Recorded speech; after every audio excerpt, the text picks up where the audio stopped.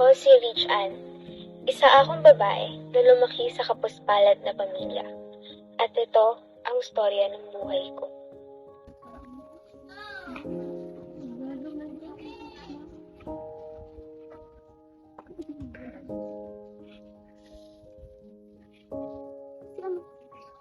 Ano nga ayayin mo? Tiga dito, dali!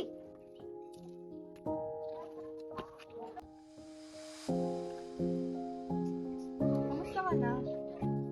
Hirap na ako sa bahay. Hindi ko naman hiniling na iluwal ako. Bakit? Wala na naman nabasa dito. Pang-ilang design na ba niya? Nasabi sa akin ng daddy ko na nahuli daw na may dalang alak sa opisina yung papa mo. Kaya ano siya sa trabaho? Naku, tignan mo nga naman. Ha? Hindi ko alam yan. Ang alam ko, nagbawas lang ng mga employee.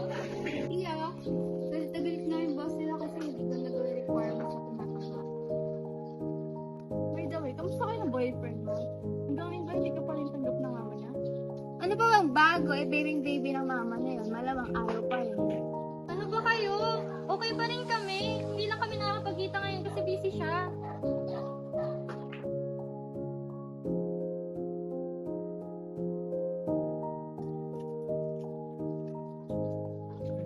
Ay, di ba boyfriend mo?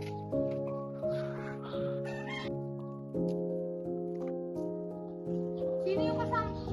Hoy, sino ako nga si Nikele yun? Alam mo yun yung bago na girlfriend.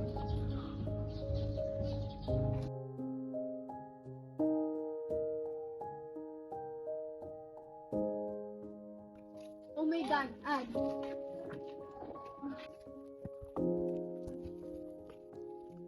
Sino to? Kaibigan ko lang, bakit si Mainitan?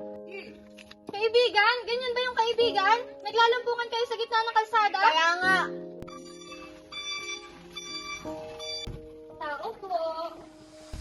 Tao po. Sino ba yun?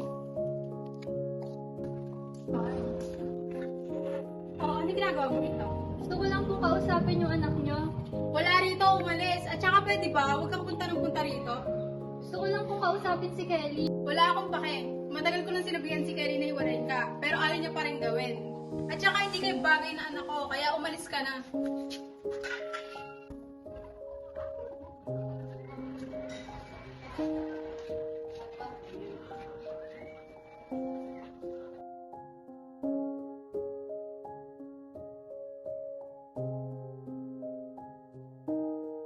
Wala tayong kumain dito na. Bayaran din mo yung mga naman. Nga pala, kamusta na ng boyfriend? Kayo ba ba? Kahit anong mangyari, huwag mo hiwalayin yan.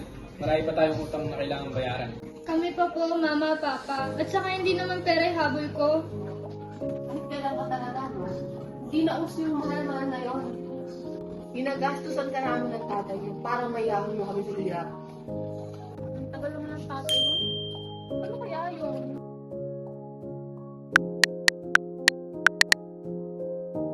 Ano ba yan?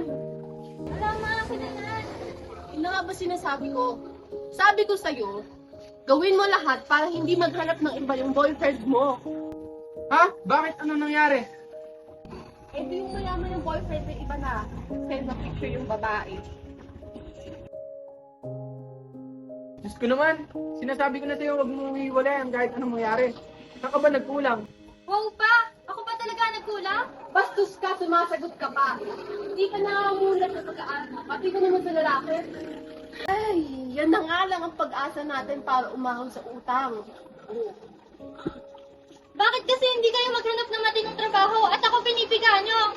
Bastos ka! Palamanin ka nga lang dito. Wala ka pa nga na itutulong. Palasubas ka. Eh bakit ako? Akala mo ba hindi ko alam na nahuli kang may dalang alak sa opisina? Ay, ano pa ba kasi pinagsasasabi mo dyan? Inaakusahan mo kay tatay mo. Bakit di mo siya tanungin? Ikaw, kinukup na kita. Wala kang utang na loob. Ampun ka lang naman. Umayos ka nga dito. Ikaw mo, bastos talaga yun.